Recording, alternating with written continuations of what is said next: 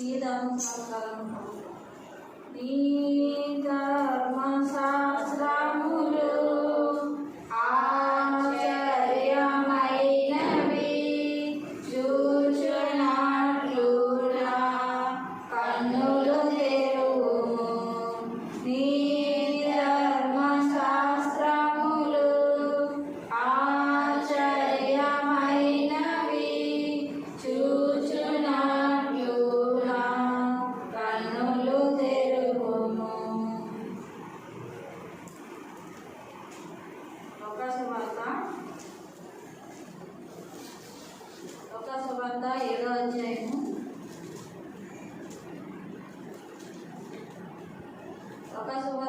అధ్యాయము 38 నుంచి 50 వచనం వరకు మార్చి చదువుకున్నాం.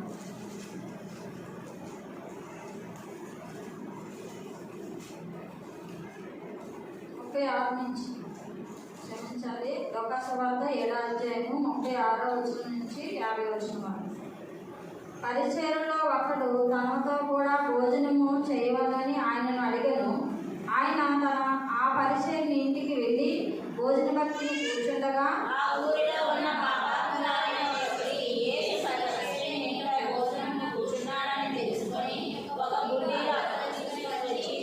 వెనక తట్టు ఆయన పాదముల యొద్ద నిలవబడి ఏడ్చుచు కన్నీళ్లతో ఆయన పాదములను తడిపి తన తల వెంట్రుకలతో తుడిచి ఆయన పాదములను ముద్దు పెట్టుకుని ఆ అత్తల వాటికి పూసెను.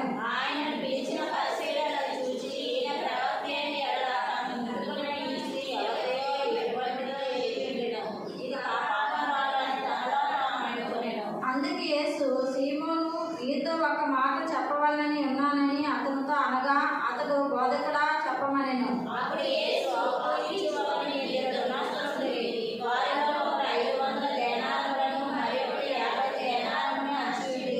ఆ అప్పు తీర్చుటకు వారి యొద్ద ఏమీ లేకపోయిన కనుక అతడు వారిద్దరిని క్షమించును. కాబట్టి వీరిలో ఎవడు అతను ఎక్కువగా ప్రేమించునో చెప్పమని అడిగాను.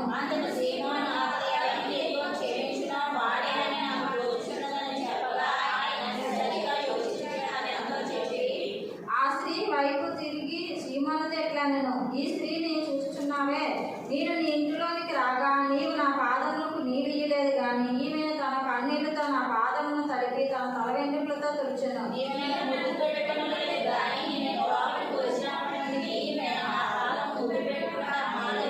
నీవు నూనెతో నా తల అంటలేదు గాని ఈమె నా పాదములకు అత్తరు పూసెను.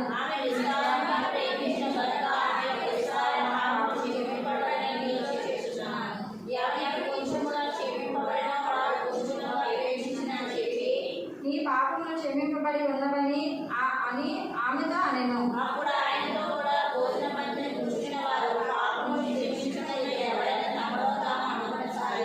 అందుకు ఆయన, నీ విశ్వాసం నిన్ను రక్షించును, సమాధానం కలదానివై వెళ్ళమని ఆ స్త్రీతో చెప్పాను. ప్రార్థన చేసుకుంది. ప్రేమ నమ్మకమైన పరలోకమందున మా తండ్రి, పరిశుద్ధుడా గొప్ప దేవుడా, నీకు వందనాలు చెల్లిస్తున్నాను తండ్రి.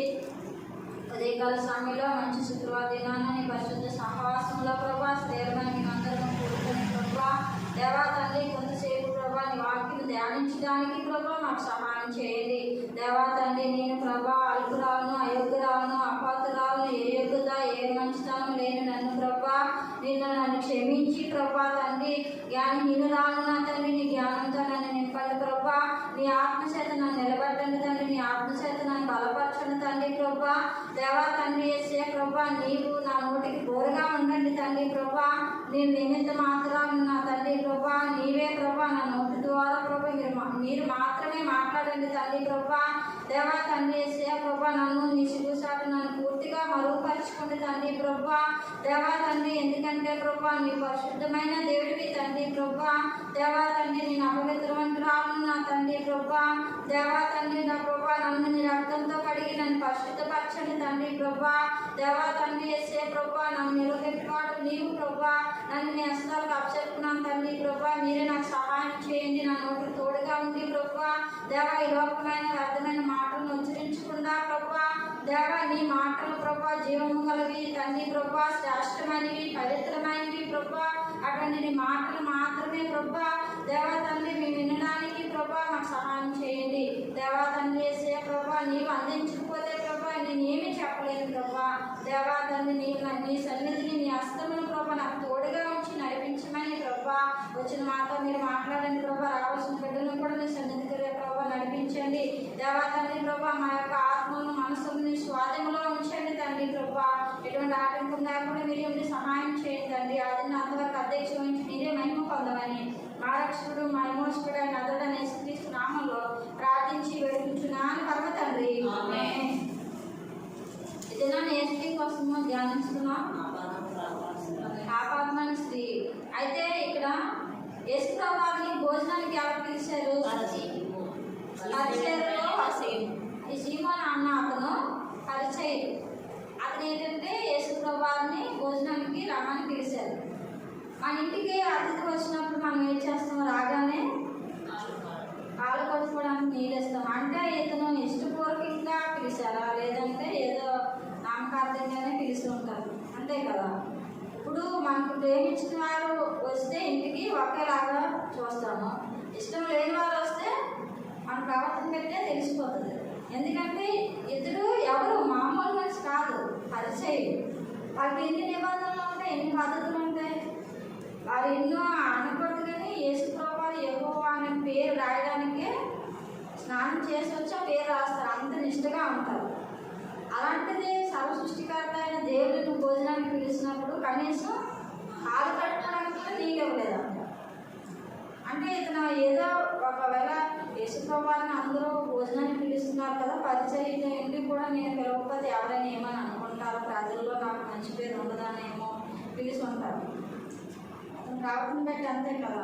అయితే అతను పిలిచాడు. పిలిచినప్పుడు ఆ పరిచయం ఇంటికి వెళ్ళి భోజన పత్రిని కూర్చుండగా ఆ ఊరిలో ఉన్న పాపాత్మురాలైన ఒక స్త్రీ, ఆమె పాపంతో నిండి ఉందని లేఖనాలతో ఏముంది? పాపాత్మురాలైన స్త్రీ. పాపం అంటే ఏంటి? ఆమె స్త్రీ. పాపాత్మురాలైన స్త్రీ అంటే పాపం చేసిందని. అంటే పాపం అంటే ఏంటి? మొదటి యోహాను పత్రిక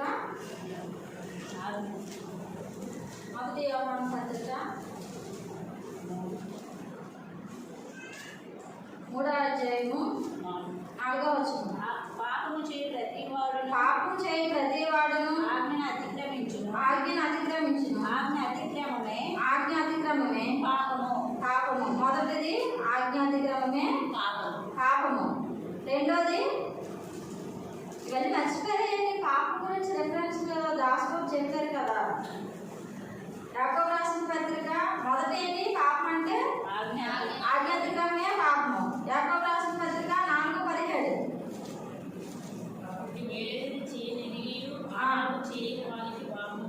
కాబట్టి మీరేది చేయనేది అలాగే చేయని వానికి పాపం అని. మొదటి పాపము ఆజ్ఞ అతిక్రమమే పాపము. రెండోది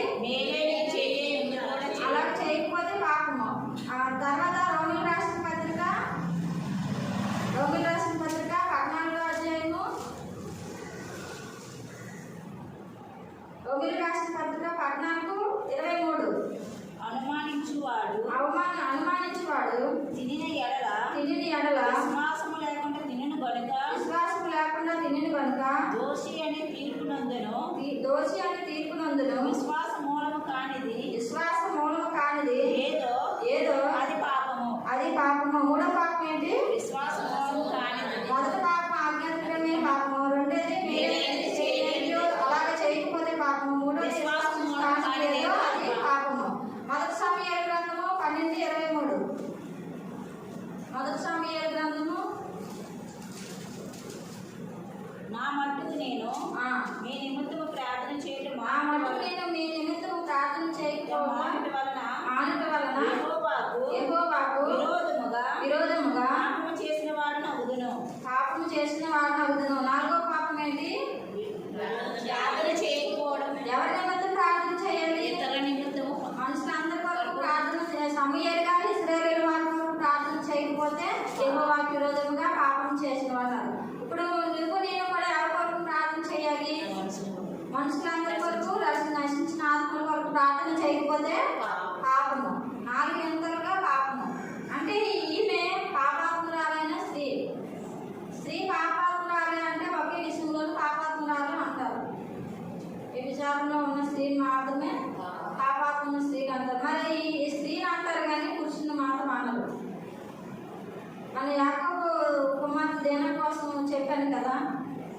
లేవి కాండంలో ఎట్లుంది, ఇద్దరు చేసినప్పుడు ఇద్దరిని కూడా రాళ్ళు కొట్టి చంపవాలని ఉంది.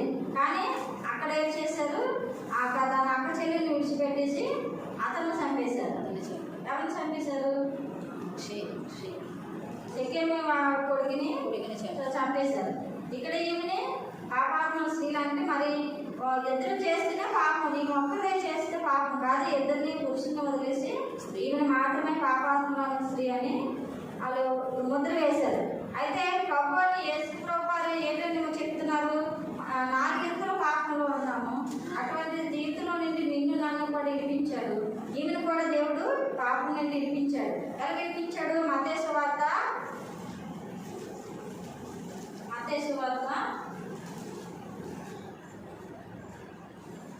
12వ అధ్యాయము, మత్తయి సువార్త 12వ అధ్యాయము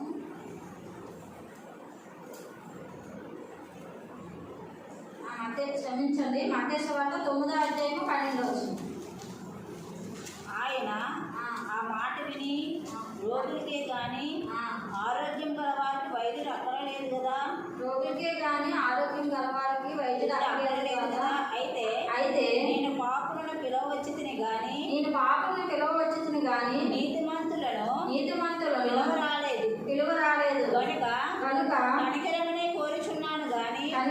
కోరుచున్నాను గాని బలిని కోరను అని వాక్య భావం ఏమిటో చాలు. యేసుప్రభు వారు ఏం చెప్తున్నారు? నేను అంటే ఈమెని ఏమన్నారు? పాపాత్మురాలైన స్త్రీ, పాపం నుండి 4 ఇంతలైన పాపం అని చెప్పారు. అయితే ఈ పాపను పిలవడానికి యేసుప్రభు వారు వచ్చారు. ఈ మాట ఆమె నమ్మింది, విశ్వాసం కలిగింది. విశ్వాసం ఎందుకు? లాస్ట్ వచనంలో లోక సువార్త 7వ అధ్యాయము 50వ వచనంలో అందుకైన నీ విశ్వాసము నిన్ను రక్షించును, సమాధానం కలదానవే వెళ్ళుమని ఆ స్త్రీతో చెప్పాను. యేసుప్రభు వారు పాపను పిలవచ్చును కానీ నీతిమంతులను పిలవరాలని అన్నారు. ఈమె యేసుప్రభు వారి విశ్వాసం ఉంచింది. కాబట్టి ఎందుకు విశ్వాసం ఉంచింది? యేసుప్రభు వారు పాపాలను క్షమించడానికి ఆయనకు భూమి మీద అధికారం ఇచ్చారు. అది విశ్వాసించింది. ముందు వాక్యంలో విశ్వాసం కానిది పాపం. అంటే ఈమె యేసుప్రభు వారి అంతా విశ్వాసం ఉంచింది, ఆ పాపం నుండి విడిపించబడింది. తర్వాత ప్రార్థన చేయడం పాపము ఆ యొక్క అనుకూలంలోకి వచ్చింది. ఎందుకంటే ఇవన్నీ యేసుప్రభు వారిని చూసినప్పుడు, యేసుప్రభు వారిని చూసి ఇవన్నీ ఎలాగా మారింది అని తర్వాత ధ్యానించుదాము. తర్వాత రోమిలకు రాసిన పత్రిక తెలిసిన వాక్యమే 8వ అధ్యాయము, రోమిలకు రాసిన పత్రిక 8వ అధ్యాయము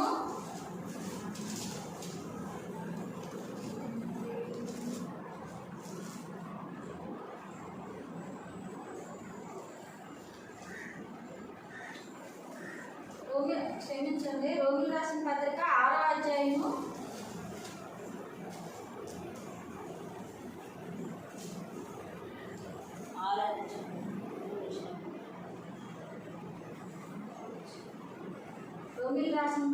3వ అధ్యాయము 11వ వచనం. నీతిమంతుడు లేడు, ఒక్కడనూ లేడు, గ్రహించువాడు ఎవడనూ లేడు, దేవుడు వెతుకువాడు ఎవడనూ లేడు. అందరూ త్రోవ తప్పి ఏకముగా పనికి మాలిన వారైరి. మేలు చేయువాడు లేడు, ఒక్కడైనను లేడు. అక్కడ యేసుప్రభు వారు పాపలను పిలవచ్చునని చెప్పారు, నీతిమంతులను పిలవరాలేదు. అంటే అందరూ పాపం చేసిన వారిని, అంటే పాపం కొరకు యేసుప్రభు వారు లోకానికి వచ్చినారని గ్రహించింది. అలా మళ్ళీ మేలు ఎరుగుని అలాగా చేయకపోతే పాపము, మేలు చేయవాడు లేడు, ఒక్కడైనను లేడు. అంటే ఈ 4 పాపంలోనూ మనల్ని ఉన్నారు. ఈ 4 పాపంలో నుండి యేసుప్రభు వారు విడిపిస్తారని విశ్వాసం కలిగి ఆమె యేసుప్రభు వారి దగ్గరికి వచ్చింది. మరి 3వ అధ్యాయం రోమిలకు రాసిన పత్రిక 3వ అధ్యాయము 23వ వచనం. ఏ భేదము లేదు, అందరూ పాపము చేసి దేవుడు అనుగ్రహించు మహిమను పొందలేకపోతున్నారు. కాబట్టి యేసుప్రభు వారు ఏ పాపం లేదు, అందరూ పాపం చేసి దేవుడు అనుగ్రహించిన మహిమను ఎక్కడ పోగొట్టుకున్నాము? ఆదాము అవ్వ నుండే మహిమ పోయింది. మొదట ఆదాము మహిమ కొద్దీ కడమటి ఆదాము యేసుప్రభువారి ద్వారా మనకు మహిమ వచ్చింది. ఆయా ఈ వాక్యాలన్నీ ప్రకారంగా ఆమె విశ్వసించి యేసుప్రభువారి దగ్గరికి వచ్చింది. ఎన్ని వచనాలు చూసాము. యేసుప్రభువారి పాపాత్మురాల స్త్రీ యేసుప్రభువారు పరిచర్యకి సీమోన్ ఇంటికి వచ్చారు. అక్కడికి పాపాత్మైన స్త్రీ వచ్చింది. పాపం అనగా ఏంటంటే 4 గంటలుగా చూసాం. ఈ లోకంలో ఎవరు కూడా పాపం లేని వారు లేరు, నీతిమంతులు లేరు. యేసుప్రభువారి లోకానికి ఎందుకు వచ్చారు? యేసుప్రభువారు ఎందుకు వచ్చారు? పాపని పిలవడానికి వచ్చారు. అందుకని ఈమె ఏం చేసింది? ఆ పరిచర్యంతో 37వ వచనం. ఆ ఊరిలో ఉన్న పాపాత్మురాలైన ఒక స్త్రీ యేసు పరిచర్య ఎంట భోజనముకు కూర్చున్నాడని తెలుసుకొని ఒక బుట్టిలో అత్తరు తీసుకొని వచ్చి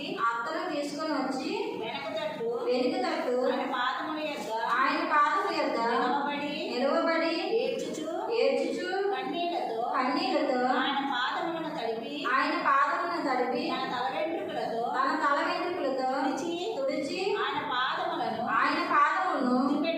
ముద్దు పెట్టుకొని ఆ అత్తరు వాటికి పూసెను. ఈ పరిచయం అయితే యేసుప్రభువారికి కాలు కడుక్కోవడానికి నీళ్ళే ఇవ్వలేదు, కానీ ఈమె ఏం చేసిందంట? ఆ యొక్క పరిచయం ఇంటికి వచ్చింది, భోజనానికి కూర్చుని ఒక బుడ్డీలో అత్తరు తీసుకొని వచ్చింది. తర్వాత వెనుక తట్టు అంటే ముందు తట్టు ఎందుకు? యేసుప్రభువారిని నేను పాపాత్మురాలు, ఆయన పరిశుద్ధుడైన దేవుడు, నేను ఎలా చూడగలను అనే పశ్చాత్తాపంతోనే వెనక తట్టు ఆయన పాదం వద్ద నిలవబడి ఏడ్చుచు కన్నీళ్లతో ఆయన పాదమును తడిపింది. ఇన్ని కార్యాలు చేసింది ఆమె యేసుప్రభువారికి. చేసినప్పుడు వీళ్ళందరూ కూడా 39వ వచనంలోను ఆయనను పిలిచిన పరిచయం అది చూసి ఈయన ప్రవక్త అయిన ఎడల కన్ను ముట్టుకొనిన ఈ స్త్రీ అవతయో ఎటువంటిదో ఎరిగి ఉండెను పాపాత్మురాలు అని తనలో తాను అనుకున్నాను. అంటే పరిచయుడు బయటికి అనలేదు, తన మనసులో ఈయన ప్రవక్తని నేను భోజనానికి పిలిచాను. ప్రవక్త అంటే దేవుడు చెప్పినవన్నీ కూడా ముందుగానే తెలుసు. ఆమె ఎలాంటిదో కూడా ఈయనకి తెలిసింది కూడా ఇవి అతన్ని ఏమి కూడా ఆమెను గద్దించలేదని తనలో తాను అనుకుంటున్నాడు. అందుకే యేసుప్రభువారు సీమోను నీతో ఒక మాట చెప్పవలనని ఉన్నానని అతనితో అనగా అతడు బోధకుడా చెప్పమనెను. అప్పుడు యేసు అప్పు ఇచ్చువానికి ఇద్దరు రుణాస్తులుండిరి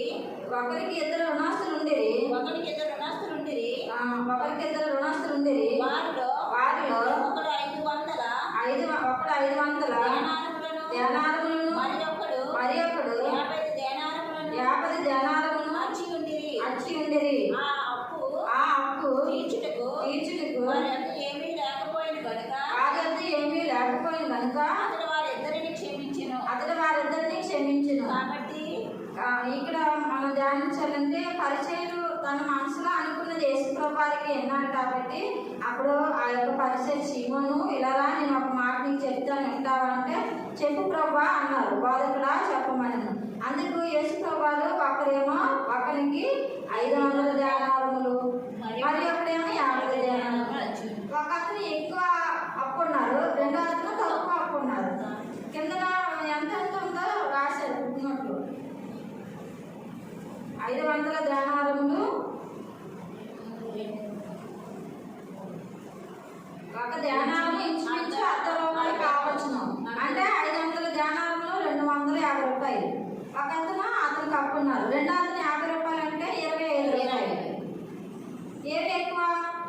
250 రూపాయలు. అంటే అతను సీమోన్ గారికి అర్థం అవ్వాలని యేసుప్రభువారు చెప్పారు. మనం ఏ రకంగా తీసుకోవాలంటే ఎక్కువ పాపాలు తక్కువ పాపాలు, అంటే తక్కువ ఎక్కువ అని లేదు. పాపం చేయ ప్రతి వాడు దేవుడు అనుభవించిన పొందలేకపోతున్నారు. అంటే ఇప్పుడు ఈమె దేంతో పోల్చారు? యేసుప్రభువారు ఎక్కువ పాపం చేశారని ఆమెను పోల్చి చెప్పారనమాట.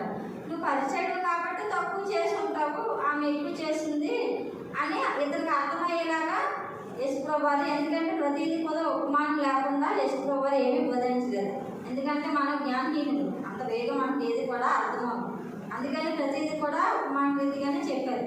అప్పుడు ఆ పరిచర్య ఏంటున్నారు, ఎక్కువ ఎవరికైతే ఎక్కువ అప్పు ఉన్నారో వాళ్ళనే దేవుడు ఎక్కువ క్షమించాడు. అంటే అప్పుడు ఇతనికి ఆనబడి ఆమె ఎక్కువ పాపాలు చేసినంటే ఎక్కువ ఆమెనే ప్రేమిస్తాను, పాపుల్ని పిలవచ్చింది అని నీతిమంతుల్ని పిలవరాలేదని యేసుప్రభువు చెప్పారు. అందుకనే యేసుప్రభువు శ్రీమన్ గారికి అలా చెప్పారు. అయితే ఇప్పుడు పరిచర్య ఇంట్లో యేసుప్రభువుకి ఏం చేసిన పరిచర్య ఏంటో మనం ధ్యానిస్తాం.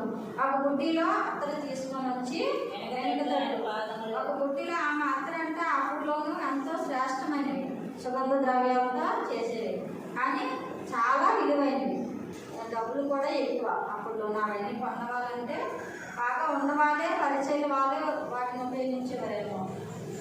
అటువంటి అత్తల్ని ఈమె యేసుప్రభువు వారి కోసము సిద్ధపరిచింది. తర్వాత వెనుక తట్టు తన పాదముల యొద్ద నిలబడి ఏడ్చుచు కన్నీళ్లతోనూ అంటే పశ్చాత్తాపంతోనూ ఆయన తెలిపింది. 5 విధాలుగా దేవునికి ఆమె చేసింది. వినయముతోనూ వెనక తట్టు పశ్చాత్తాపంతోనూ కన్నీళ్లు కార్చింది. ఎలాగా బయటకు ఒకలాగా లోపలికి ఒకలాగా కాదు, వేషధారణతో కాదు, మనస్ఫూర్తిగా వినయముతోనూ ఇంకా నా పాపాలను మొత్తం యేసుప్రభువు దగ్గర విడిచిపెట్టేసి దేవుడి దగ్గర నేను క్షమాపణ పొందాలనే తపనతో వినయముతోనూ పశ్చాత్తాపంతోనూ కన్నీళ్లు కార్చిందిగా ఉంది. ఈమె 5 వింతలుగా ఆరాధన చేసింది యేసుప్రభువు. మొదటగా వినయముతోనూ వెనకతట్టు పశ్చాత్తాపంతో కన్నీళ్లు కార్చింది. తర్వాత గణపరిచింది. ఎలా గణపరిచింది? అత్తరు పాదములు పూసి గణపరిచింది, ఆరాధన చేసింది.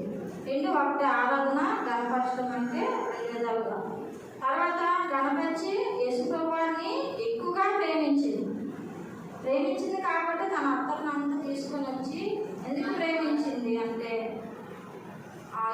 లోకసువార్త 7:38 చదవండి. లోకసువార్త 7.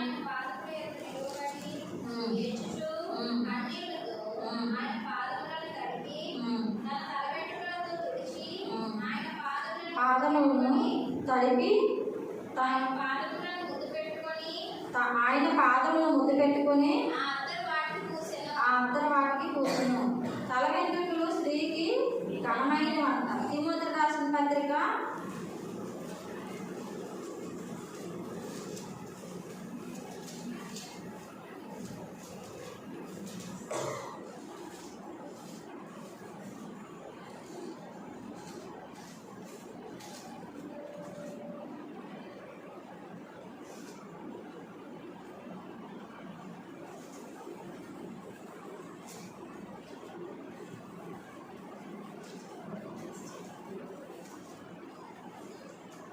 1 కొరింథీయులకు రాసిన పత్రిక 11వ అధ్యాయము 1 కొరింథీయులకు రాసిన పత్రిక 11వ అధ్యాయము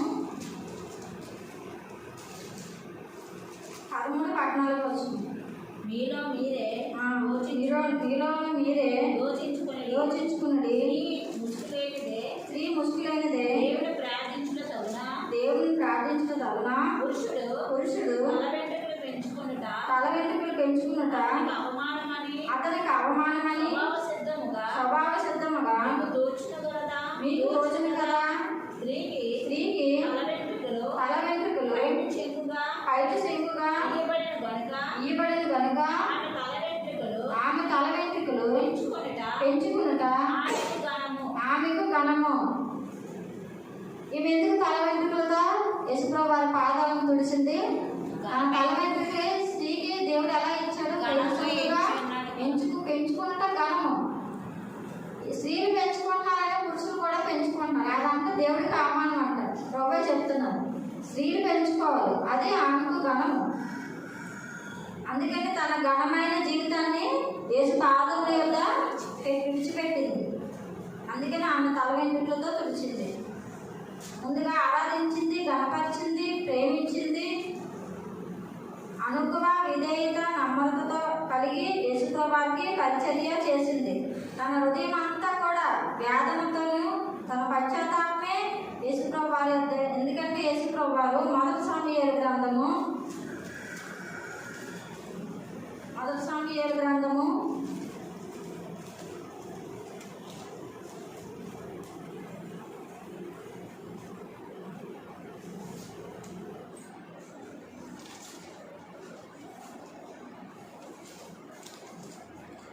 సమూయేలు గ్రంథం 16వ అధ్యాయము 7వ వచనం. అయితే యెహోవా సమూయేలుతో ఇలాగ సెలవిచ్చును, అతని రూపమును అతని ఎత్తును లక్ష్య పెట్టకము, మనుషులు లక్ష్యపెట్టి వాటిని యెహోవా లక్ష్య పెట్టడు. నేను అతని త్రోసివేసి ఉన్నాను. నేను అతన్ని త్రోసివేసి ఉన్నాను. మనుషులు పైరూపమును లక్ష్యపెట్టుదురు గాని మనుషుల పైరూపం లక్ష్య పెట్టుదురు గాని యెహోవా హృదయమును లక్ష్యపెట్టును. యెహోవా హృదయమును లక్ష్య పెట్టెను. వీరంతా కూడా పరిచర్య కిందకి వచ్చిన వారందరూ కూడా ఆమె ఎలాంటిదని పైరూపాన్ని చూస్తున్నారు. ఈమె పాపాత్మురాలు పాపాత్మ, కానీ యేసుప్రభు వారు హృదయాన్ని చూస్తున్నాడు.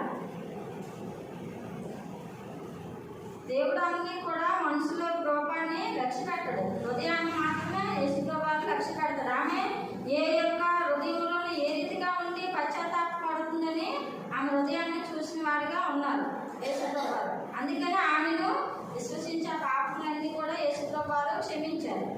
క్షమించినప్పుడు ఇవన్నీ కూడా వీళ్ళు అవి చూడట్లేదు, ఆమె యొక్క చేసిన ప్రవర్తననే వాళ్ళందరూ కూడా చూస్తున్నారు.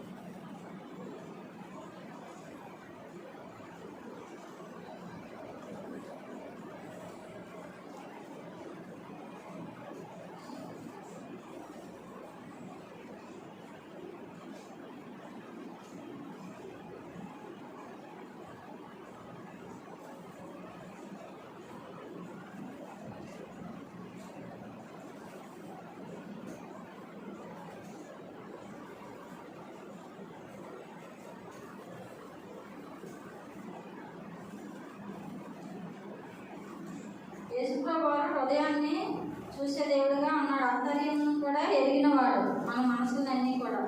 ఈమె నింతలుగా యేసుప్రభు వారిని కనపరిచింది. ఏ రీతిగా ఆరాధించింది అంటే అతను తన పశ్చాత్తాపంతో ముందుకు ఉంది ఆయన ముఖాన్ని చూడడానికి కూడా తను బాధపడింది. ఎందుకు బాధపడిందంటే యేసుప్రభు వారు పరిశుద్ధుడైన దేవుడు, మహిమతో ఉన్న దేవుడు, మనమైతే అపవిత్రులము పాపులము. ఇప్పుడు మనలో ఉన్న లోపాలని మనం చూసుకోవాలంటే మనం కొట్టువారమైతే పొడవాళ్ళు ఉన్న దగ్గర చూస్తే వాళ్ళు ఏదైతే మనం ఎలా ఉంటాం, పొట్టిగా ఉంటాం. మనము మన యొక్క రంగు తెలియాలంటే మనకన్నా ఎక్కువ రంగు ఉన్న వాళ్ళ దగ్గరికి వెళ్ళి చూసుకుంటే మన స్వభావం తెలుస్తుంది. అయితే ఈమె యొక్క యేసుప్రభు వారి దగ్గరికి ఇంకా సమీపించి వెళ్ళిన కొద్దీ ఏమవుతుందంటే యేసుప్రభు వారి పరిశుద్ధతను చూసి ఈమెలో నేను ఎంత దీనురాగా ఎంత అసహాయమైన దాన్నా అని, ఇంకా మనకి పాపాలు ఎలాగంటే టీవీలో చూస్తుంది ఎలాగైతే వస్తాయి మన జీవితం అంతా మనం చేసిన క్రియలన్నీ కూడా ఈమె యేసుప్రభు వారి దగ్గరికి వచ్చినప్పుడు ఆయన చూసినప్పుడు ఆమె ముఖ కాంతిలో మన రాష్ట్ర పాపాలన్నీ కూడా ఈమెకి కనబడటం వల్ల ఆ యొక్క పాదాలను తొట్టడానికి అంత కన్నీరు ఎలా వచ్చిందంటే అందువల్ల వచ్చింది. యేసుప్రభు వారిని సమీపించిన కొద్దీ ఆయన మహిమ ఎక్కువైపోతుంది, మన పాపం కూడా అంతకంటే ఎక్కువగా ఉంది. నలుగంటలకి మించి ఉన్న కీర్తన గ్రంథంలో సెలవిచ్చింది ఇదిగా. అయితే అందుకని ఆమె అంత కన్నీరు కార్చగలిగింది. తన పుట్టిన దగ్గర నుండి తన తెలిసింది చేసిన పాపం నుండి కూడా ఒకటి తలపోసుకుంటూ ఏడుస్తూ ఉంటుంటే అలాగే ఇంకా కంటిన్యూ ఇంకా ఆగలేదు. అందువల్ల ఆమె యేసుప్రభు వారి పాదాలు నీళ్ళు వేసి కడిగినంత కన్నీరు ఆమె కార్చింది. అప్పుడు పశ్చాత్తాపం ద్వారా ఆమె ఘనమైన జీవితాన్ని యేసు పాదాల వద్ద సమర్పించుకుంది. అందువలన ఆ రీతిగా ఆరాధించింది దేవుని, యేసుప్రభు వారిని. ఎన్ని విధాలుగా చూసాము. యేసులో ఉన్న పవిత్రతను ఆమె చూసి తనలో ఉన్న అపవిత్రతను తలపోసుకుంటూ ఏడ్చుచు కన్నీరు కార్చి యేసు పాదాలను నడిపి ఆరాధించిన తర్వాత అతను చూసింది. ఎలాగా తన యొక్క హృదయం ఎలా అయిపోయిందంటే మీకా గ్రంథము 6వ అధ్యాయము, ఇంకా గ్రంథము 6వ అధ్యాయము,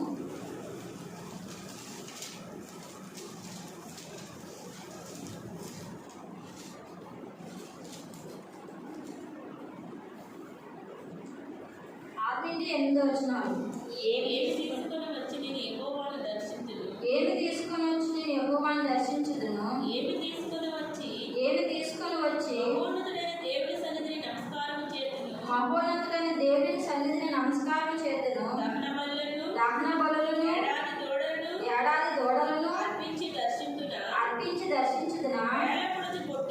వేల కొలది పొట్టేలును వేలాది నదులంత విస్తారమైన తైలమును విస్తారమైన తైలమును ఆయనకు సంతోషము కలుగజేయున కలుగజేయున నా అతిక్రమములకై నా అతిక్రమములకై నా జ్యేష్ఠ పుత్రుడి నేను ఎత్తున నా జ్యేష్ఠ పుత్రుడు నేనెత్తున నా పాప పరిహారమునకై నా పాప పరిహారమునకై నా గర్భఫలమును నేను ఎత్తున. నా గర్భఫలము నేనెత్తున. మనుషుడా ఏది ఉత్తమమో ఏమి ఉత్తమమో అది నీకు తెలియపరచబడి ఉన్నది. అది నీకు తెలియబడి ఉన్నది. న్యాయముగా నడుచుకొనుటయు న్యాయముగా నడుచుకున్నటియు కనికరమును ప్రేమించుటయు కనికరమును ప్రేమించుటయు దీన మనసు కలిగి దీన మనసు కలిగి దేవుని ఎదుట ప్రవర్తించుటయు దేవుని ఎదుట ప్రవర్తించుటయు ఇంతే కదా యెహోవా నిన్ను అడుగుచున్నాడు. ఇంతే కదా యెహోవా నిన్ను అడుగుచున్నాడు. ఇవన్నీ గుణాలు కలిగి దీన మనసు కలిగి దేవుని ఎదుట ప్రవర్తించుచు ఇంతే కదా యెహోవా నిన్ను అడుగుచున్నాడు. ఎటువంటి మనసుకు దేవుడికి ఇష్టము? దీన మనసు కలిగిన దేవుడికి ఇష్టం కాబట్టి అటువంటి హృదయంతో యేసు పాదాల యొద్ద కన్నీరుతో పశ్చాత్తాపం కలిగి యేసు ప్రభువారి యొద్ద ఆమె తన యొక్క జీవితాన్ని అర్పించుకుంది.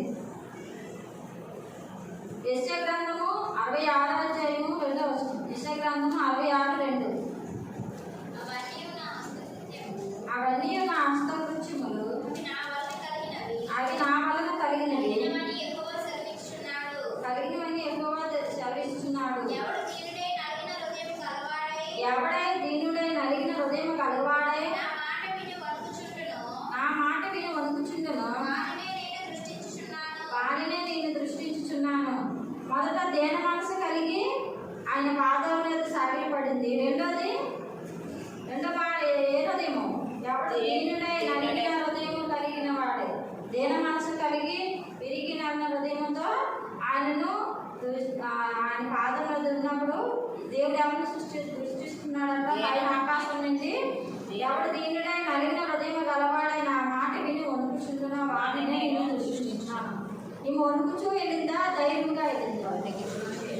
ధైర్యంగా వెళ్తే ఎదటి నుండి అవుతుంది. వెనక భాగం నుండి వెళ్ళిందంటే దేవుని దగ్గరనే వణికిదిగా ఉంది. దేని మనసు కలిగింది.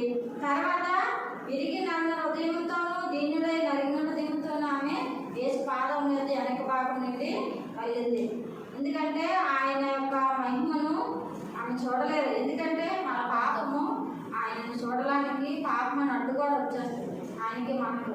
కాబట్టి ఆమె వెనక భాగం నుండి వెళ్ళి తన జీవితాన్ని అంతా కూడా ఆయన పాదములకు సమర్పించుకుంది. కన్నీరుతో పశ్చాత్తాపంతోనూ ఎటువంటి మనసుతోనూ దేన మనసుతోనూ విరిగి నన్న హృదయముతోనూ ఆయన వారినే దేవుడు సృష్టిస్తాడని ఆమె గ్రహించి ఆ పాదం వద్ద సాగిలపడింది. తర్వాత ఏం చేసింది? అత్తలు పూసింది. వెనక భాగం నుండి వెళ్ళి తన కన్నీరుతో ఆయన పాదములను తడిపింది. అలా తుడిచింది. ఇంకో భాగం ఉంది, చదివి చెప్పండి. ఆయన పాదములు ముద్దు పెట్టుకోలేదు.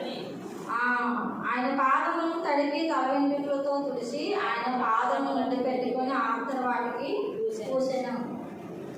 ఎందుకు ముద్దు పెట్టుకున్నది? కీర్తన గ్రంథము మనకు తెలిసిన మాట. కీర్తన గ్రంథము 2వ అధ్యాయము. ఆయన కోపము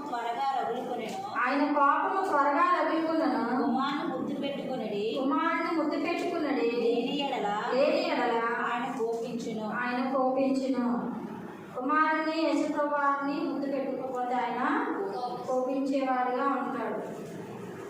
ముద్దు ఎలాంటి ముద్దు అంటే ఈ లోకంలోని వ్యర్థమైనవి కాదు, పరిశుద్ధమైన ముద్దు. యూదుల్లోనూ ఒక ఆచారం ఉంది. యూదులు కూడా వారికి ఎదురుపడినప్పుడు ముందు కబులించుకొని ముద్దు పెట్టుకోవడమే దేవుడి యొక్క వారి యొక్క సాంప్రదాయం. ఇప్పుడు యేసుప్రభువారు ఏ సెలవిస్తున్నారు? కుమారుడిని ముద్దు పెట్టుకోకపోతే ఆయన కోపిస్తారు. ఆయన కోపిస్తే మనకి ఆ ఉగ్రత నుండి మనము తప్పించుకోగలమా? ఇప్పుడు ఈమెకి ఎన్ని రకాలుగా ఉంది. దేవుడి యొక్క పశ్చాత్తాపం అంతా పడింది. దేవుడి యొక్క తన పాపాలన్నీ కూడా యేసుప్రభువారి వెలుగులను చూసి అయ్యో నేను ఎంత దుర్మార్గురాన్నా అని తనలో తాను తలుచుకుంటూ అవన్నీ గుర్తు తెచ్చుకొని ఏడుస్తూ యేసు పాదాలన్నీ తడిపింది. ఆయన ముఖంలో నుండి పాపం నుండి ఆయన యేసుప్రభువారిని చూడలేక వెనక భాగం నుండి వచ్చింది. ఆయన పాదాలను తడిపి అనుభవ కలిగి వినయమతోనూ నమ్మకతోనూ యేసుప్రభువారి పాదాలను తడిపింది. అత్తరు పూసింది. అంతటితోనే కాదు, ముద్దు పెట్టుకుంది. ఎందుకంటే ముద్దు పెట్టుకోకపోతే దేవుడు కోపిస్తాడు. ఆయన ఒకరికి ఫాలో అవుతాం. తన పాపాలు క్షమింపబడ్డాయి. తర్వాత ఒకరి నుంచి కూడా ఆమె తప్పింపబడింది. ఈమె ఇంత కార్యం చేసి సీమోను పేతురు భోజనానికి పిలిచారు కానీ ఏ ఒక్క దీవెన కూడా పొందలేని వాడుగా ఉన్నాడు సీమోను పేతురు. అంటే దేవుడు యేసుప్రభువారు ఏం చూస్తారు? మన పైన ఏం కడుతున్నాము, బిర్యానీ కడుతున్నామా, పులిహోర కడుతున్నామా, అవేవి దేవుడు చూడరు. నువ్వు ఏ హృదయంతో యేసుప్రభువారిని ఇంటిలోనికైనా తర్వాత హృదయంలోనికైనా ఏ రీతిగా ఆహ్వానిస్తావు అన్నదే యేసుప్రభువారు చూస్తారు. అదే శ్రేష్టమైనది దేవుడికి. విరిగి నన్న బలులు నువ్వు కోరేవాడివి కాదు. విరిగి నన్న హృదయమే దేవుడికి ఇష్టమైన బలి. పాత నిబంధనలోనే బలులు అర్పించడం. ఇప్పుడైతే మనం విరిగి నన్న హృదయంతోనూ ఆరాధించడమే ఆయనకి ఇష్టమైన బలి.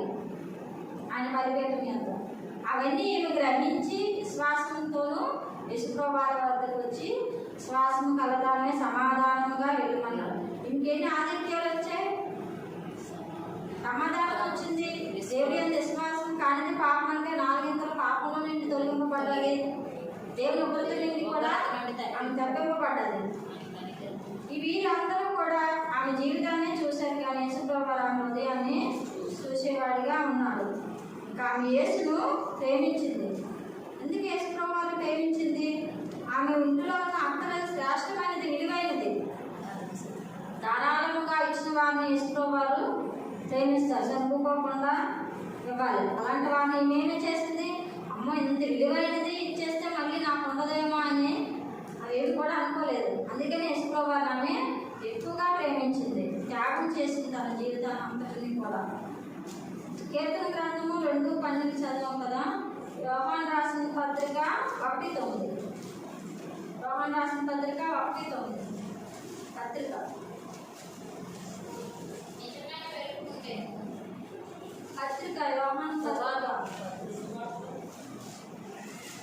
యోహాను రాసిన పత్రిక 1వ అధ్యాయము 9వ వచనం. మన పాపములను మనం ఒప్పుకుని ఎడల ఆయన నమ్మదగిన వాడును నీతిమంతుడును గనుక ఆయన మన పాపమును క్షమించి సమస్త దుర్నీతి నుండి మనల్ని పవిత్రులుగా చేయును. ఇవేం చేసింది? తన పాపాలన్నీ యేసుప్రభువారి దగ్గరికి ఒప్పుకుందా లేదా? ఒప్పుకుంది. కాబట్టి ఆయన సమస్త దుర్నీతి నుండి ఆమె పాపాత్మైన స్త్రీయాన్ని దూషించారు. అటువంటి జీవితంలో నుండి పవిత్రమైన జీవితంలోనికి ఆమె వెళ్ళిపోయింది. మనం పాపంలో చేయలేదని ఒప్పుకునే ఎడల ఆయనను అబద్ధికునిగా చేయని వారు అవ్వదు. మరియు ఆయన వాక్యం మనలో ఉండదు. ఆమెలో వాక్యం ఉందా లేదా? వాక్యం లేకపోతే ఇవన్నీ చేయదు కదా. ఇవన్నీ కూడా వాక్యం అనుసారంగానే చేసింది. యూదుల ఆచార ప్రకారంగానే చేసింది. యూదులకి పరిచయాలకి ఎంతో నిష్టగా ఉంటారు.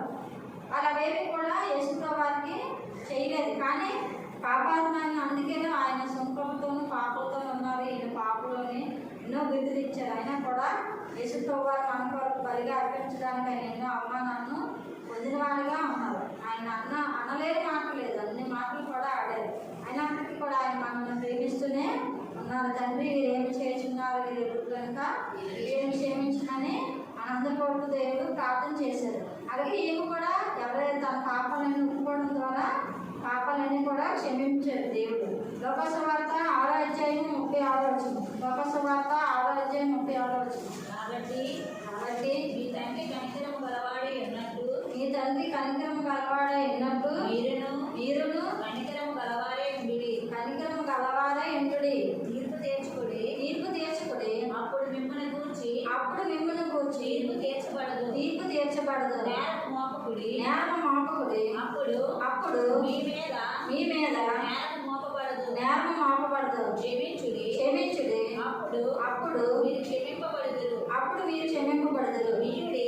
చాలు. క్రైస్తవులు ఏం చెప్తున్నారు? కాబట్టి తండ్రి కనికరము గలవాడైనప్పుడు మీరును కనికరం గలవారై ఉండడి. తీర్పు తీర్చకుడి. తీర్పు తీర్చే పని ఎవరిది?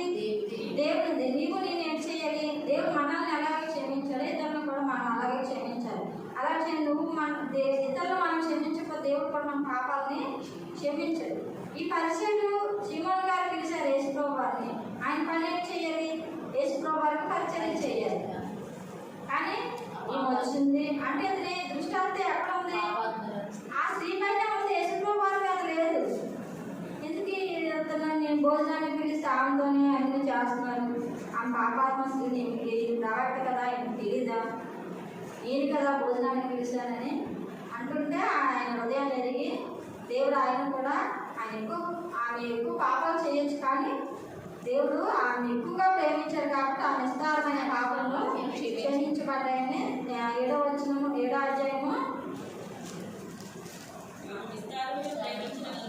ఆమె విస్తారంగా ప్రేమించిన కనుక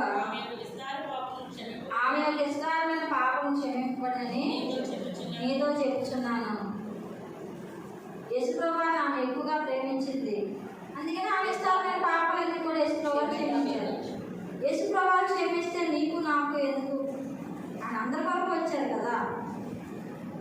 అందుకని మన దృష్టి ఎప్పుడు దేవుడి మీద ఉండదు అంటారు. ఇది పక్కన ఎవరు ఏం చేస్తున్నారు, వీళ్ళు ఏం చేస్తున్నారు, వాళ్ళు ఏం చేస్తున్నారని ఉంటుంది. అందుకనే ప్రార్థన స్టార్టింగ్లో సేవకు ఏదైనా ప్రార్థన చేస్తారు, మన దృష్టి మన తలంపులు మన మనసు ప్రభు వైపే కేంద్రీకరించి ఉండేలా ఉండాలని ప్రార్థన చేస్తారు. ఎందుకంటే మన సామాన్యం మనుషులమైతే ఇక్కడ ఉంటాం, మనసులన్నీ కూడా మొత్తం అన్ని దేశాలు కూడా తీసి వచ్చేస్తాం. కాబట్టి మన ఉదయాన్ని అంతరంగాన్ని ఎరిగిన దేవుడు కాబట్టి ఆయన ఈ రీతిగా ఆయనకు బాధ చెబుతూ నెమ్మదిగా ఆయన మళ్ళీ గద్దించలేదు. ఆయనకు అర్థమైన రీతిలోనే చెప్పారు శ్రీమను. అయినా కూడా ఆయన ఆ యేసుప్రభు వారి దగ్గర పశ్చాత్తాపడినట్టుగా లేదు. భోజనానికి ఒకరు పిలిచారు, ఒకరేమో రక్షించబడ్డారు. భోజనం పిలిచిన అక్కడ జడ్డీ గారిని పిలిచారు, నీవు నా ఇంటికి రక్షణ వచ్చాను. అప్పుడు వచ్చినాక జడ్డీ గారిని కూడా విడిచిపెట్టి చేశారు. కానీ ఈయన దృష్టి ఎప్పుడు కూడా యేసుప్రభు వారి ఆమెకైతే ఆయన పరిశుద్ధుడు నా పాపాలని మరి ఇతనికి కనబడలేదు. అంటే మనం చూసే విధానంలోనూ ఉంటుంది యేసుప్రభు. ఈయన ఒక పరిచయం అంటే ప్రవక్త, ఈయన ప్రవక్త అన్నారు శ్రీమను. అంటే ఈయన ప్రవక్తే అనే నమ్మాడు తప్పించి ఆమె అయితే పాపమును క్షమించడానికి అధికారం కలదే జీవం గల దేవుడు విశ్వాసం కర్త అని ఆమె విశ్వసించింది. ఈయన విశ్వసించలేదు. అక్కడ ఎదుర్కొన్న తారతమ్యం వల్ల ఆమె రక్షించబడ్డారు. నా దృష్టి కూడా ఎప్పుడు కూడా దేవుని వైపే ఉండాలి. యోహాను సువార్త 8వ అధ్యాయము 7వ వచనం. యోహాను సువార్త 8వ అధ్యాయం 7వ వచనం.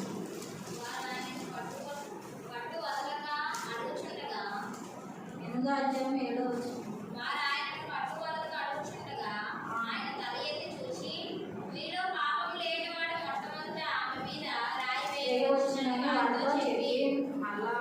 ఇక్కడ మనకు జరిగిన విషయం 8వ అధ్యాయం కూడా యేసుప్రభు వారిని శోధించడానికి ఎవరు 2వ వచనం 8వ అధ్యాయం 2వ వచనం. తెల్లవారుగానే యేసు తిరిగి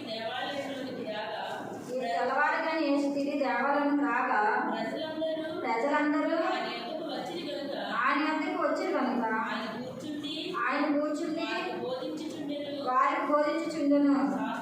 శాస్త్రులను పరిచయులను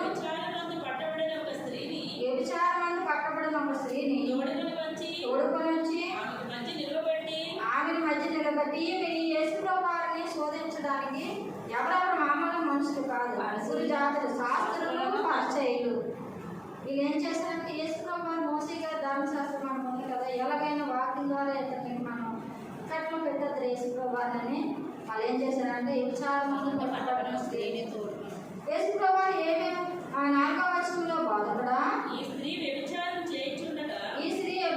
చేయుచుండగా పట్టబడిన అట్టి వారిని రాళ్ళు రూపి చంపవలని ధర్మశాస్త్రములో మనకు ఆజ్ఞాపించింది కదా.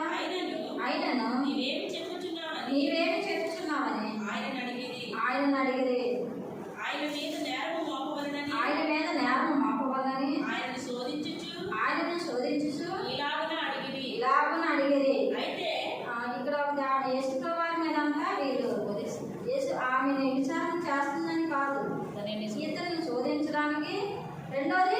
యేసు ప్రభువారి మీద నేరం మోపడానికి.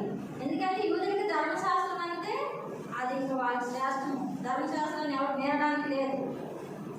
అందుకని ఇతన్ని ఏదో విధంగా ఇక్కట్లో పెట్టి నేరం మోపి సిలువకు అప్పగించారు. సిలువకు అప్పగించడానికి యేసు ప్రభువారి నిందలు అయితే కావాలి కాబట్టి వీళ్ళన్నీ ఎదుగుతూ ఏదో ఒక నింద, రోజుకు ఒక నింద, ఏదో ఒక తీసుకొని వస్తూనే ఉన్నారు. సృష్టికర్త అయిన దేవుని మీద మనం నేరం చేయగలం. కాబట్టి మీరు ఆయనను జీవాధిపతిగా చూడలేదు యేసుప్రభు వారిని. అంతే నేరం మాపాలని చదివించినప్పుడు యేసుప్రభు వారు ఏ మాట అనలేదు. నేరం కిందకు వంగి రాయిచుంటున్నాం. యేసుప్రభు వారు ఏం చేస్తున్నారంటే కిందన వంగి నవరత్నం ఈ పాపం చేసిందని రాస్తున్నారు. ఈ సిస్టర్ ఈ పాపం చేసిందని రాసుకుంటూ వెళ్ళిపోతున్నారు. ఇంకేం మాట్లాడలేదు. అప్పుడు 7వ వచనంలోను అడుగుచుండగా ఆయన తలెత్తి చూసి మీలో పాపం లేనివాడు మొట్టమొదట ఆమె మీద రాయి వేయవచ్చునని వారితో చెప్పి మరలా వంగి నేల మీద రాయిచుంటున్నాను. ఇంకా వదలేదు. ఆయన రాసుకుంటూ వెళ్ళిపోతుంటే వీళ్ళేమో ఇంకా వదలలేదు. ఎలాగైనా ఈసారి ఇరికించి, ఎలాగైనా ఈసారి నేరం మోపాలి, ఎలాగైనా ఈసారి శోధించాలి, ఈసారి వదిలిపెట్టకూడదు. ఎందుకంటే ఒక ధర్మశాస్త్రం ఏది కూడా నెరవేరాలి, ఏది కూడా విడిచిపెట్టడానికి వీలేదు. అందుకని ఇంక వీరికి లేదని అప్పుడు అవి ఎలాంటి వాళ్ళు అంటారు, శాస్త్రులు పరిచయం. శాస్త్రులు పరిచయం ఎంత నిష్ఠగా ఉంటారు కదా. యేసుప్రభువారు ఏంటన్నారు, మీలో పాపం చేయలేదంటే అందరూ కూడా ఏం చేశారు, మామూలు పాపం చేశారండి. శాస్త్రులు పరిచయం కూడా అంటారు. వాళ్ళు కూడా వెళ్ళిపోయారండి. కొన్ని ప్రజలందరూ మీ పాపం చేస్తే మా కొరకు పరిచయలు, మా కొరకు ప్రధాన యాజకులు బలి తీసుకుని మా కొరకు పాప పరిహారం చేస్తారు కాబట్టి వాళ్ళు వెళ్ళిపోయారు. మా శాస్త్రులు పరిచయలు కూడా వెళ్ళిపోయారండి. అంటే వాళ్ళు కూడా పాపం ఒప్పుకున్నారా లేదా? అప్పుడు మనం పాపాల వస్తువులకి ఎలా తీరుస్తాం?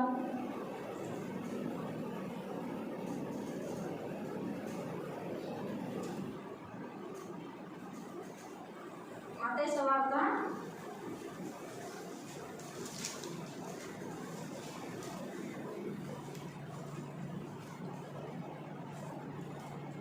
సువార్త 7వ అధ్యాయము మొదటి నుంచి చదవండి. మీరు తీర్పు తీర్చుకుని అప్పుడు మిమ్మల్ని గురించి తీర్పు తీర్చబడదు. మీరు తీర్చు తీర్పు చొప్పుననే మిమ్మల్ని గురించి తీర్పు తీర్చబడను.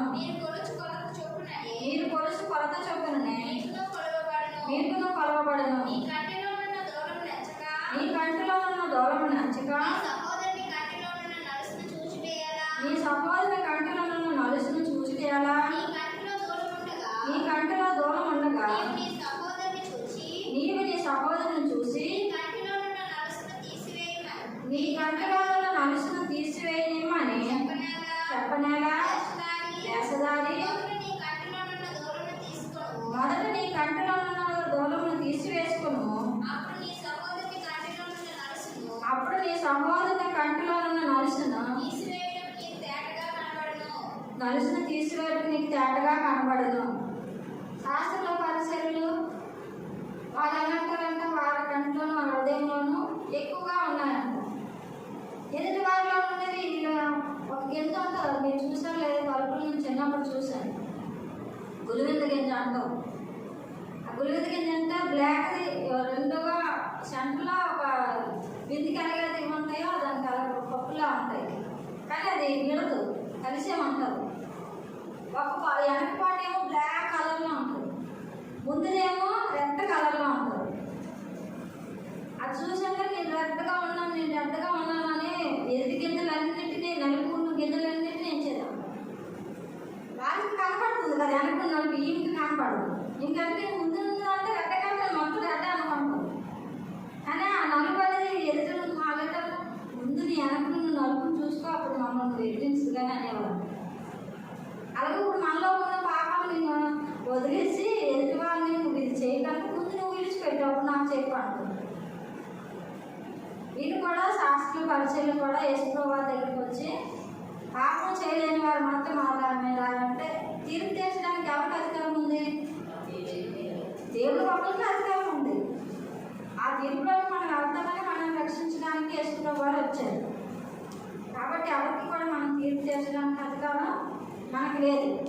ఇంకొక తప్పు ఏంటంటే చాలా మంది పట్టుబడితే ఇద్దరిని తీసుకొని రావాలి, ఇద్దరినే రావాలని పట్టు సంపమన్నారు దేవుడు ధర్మశాస్త్రాన్ని వీళ్ళు పూర్తిగా చేయలేదు.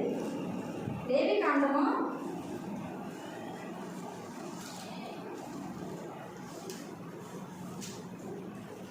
1 వచనం చెప్తాను మీకు తీయండి. యాకోబు కుమార్తె కోసం చెప్పినప్పుడు ఈ వచనం చెప్తాను. దేవి కాండము గుర్తుందా లేదా రిఫరెన్స్?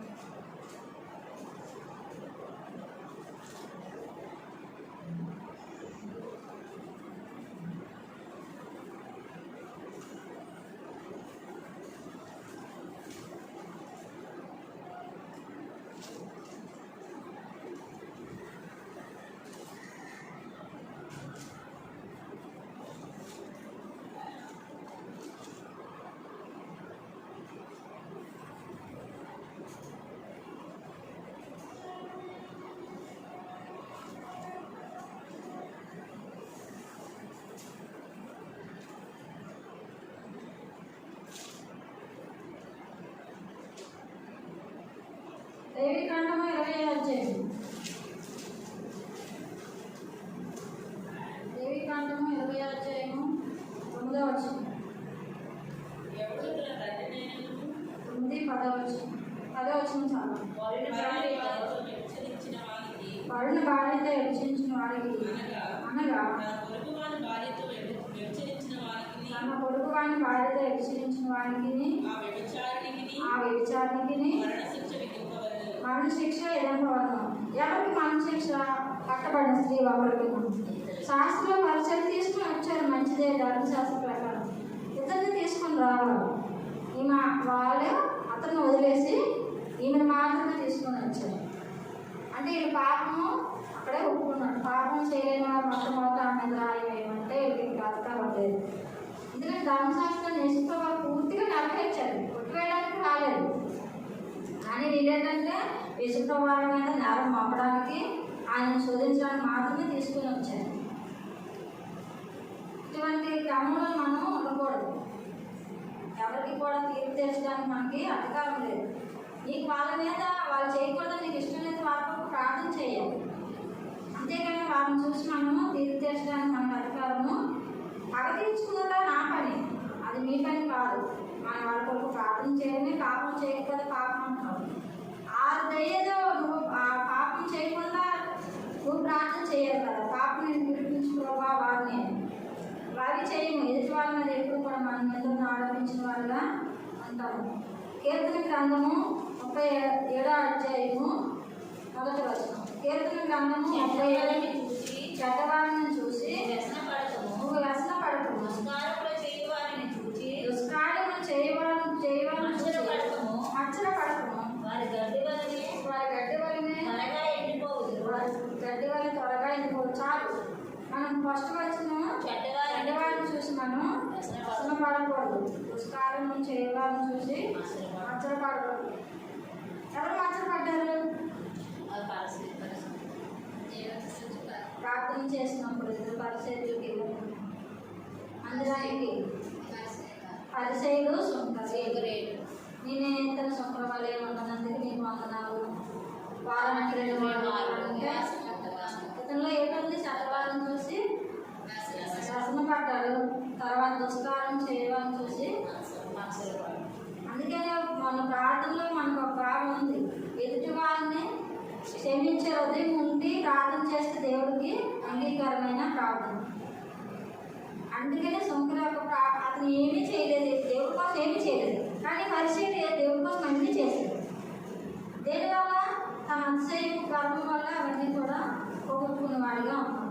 కాబట్టి మనం ఎంత భక్తిగా ఉన్నా, ఎంత విశ్వాసం కలిగిన వారుగా ఉన్నా, మనం ఏ స్థితిలో ఉన్నా కూడా ఇటువంటి జీవితంలో మనలో ఉంటే కానీ ఎక్కువ కూడా స్త్రీలో కూడా ఉంటుంది.